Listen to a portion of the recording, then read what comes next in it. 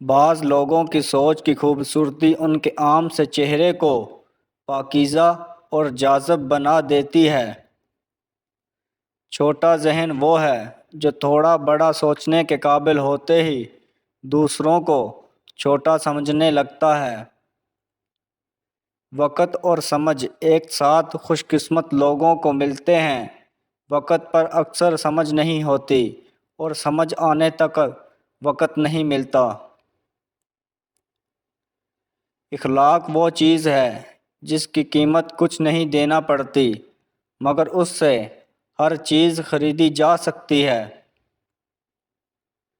توکل یہ ہے کہ آدمی اپنی قوت اور طاقت سے ہٹ کر تقدیر الہی پہ راضی رہے۔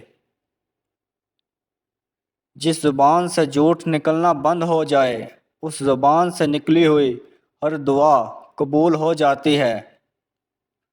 زیادہ سوچنا انسان کو ختم کر دیتا ہے۔ بس دعا کرو اور اللہ پر چھوڑ دو۔